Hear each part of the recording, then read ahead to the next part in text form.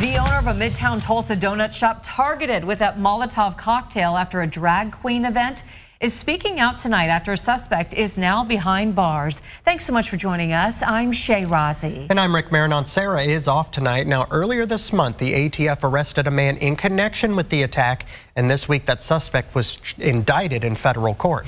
In a Fox 23 exclusive, Fox 23's Alex Cash is live after speaking with the donut shop's owner, who says the arrest is a small relief to her. This is the donut hole. Now, it was back in October last year that someone came along and threw a Molotov cocktail into the shop. It was after a drag queen themed art show that was held here. A man has now been charged in connection with that attack, but the owner of this store says that the attack left her terrified. But she says the community's support has been amazing. Sarah Swain says she breathed a sigh of relief when she was told an arrest had been made after a man threw a Molotov cocktail into her donut shop. All the wind got knocked out of me. It's like spent the whole rest of the day like shaking. This is the moment a window was smashed and the Molotov thrown.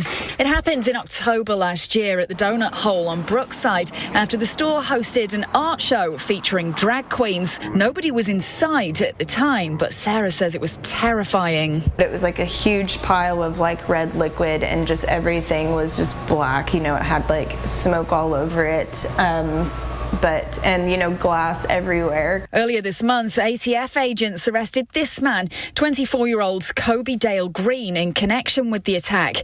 This week, he was federally indicted, charged with malicious use of explosive materials. According to an affidavit, investigators say they found anti-LGBTQ flyers at businesses near the shop and copies of similar flyers inside Green's home, as well as newspaper clippings about the vandalism. Sarah says she can't believe it.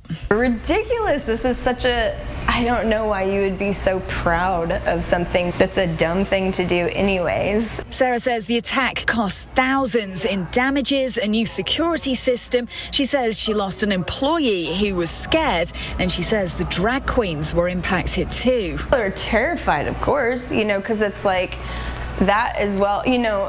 This is my livelihood, and that's happened here, and I can't go anywhere, and that's their livelihood too. That's their job, and now they're scared to go anywhere. Sarah says 7 months on from the attack, though, the support from the community has been the real icing on the cake. A lot of the support has been amazing, because at first it's scary. It's like you just kind of feel isolated and alone, and then all of a sudden people are coming out from all over being super supportive, and that was amazing. When I spoke with the ATF earlier this month, when they made this arrest, they said that they were going to continue to investigate this attack. Meanwhile, as you heard there, Sarah is thanking the community for all their support. Covering news that matters, I'm Alex Cash, Fox 23 News.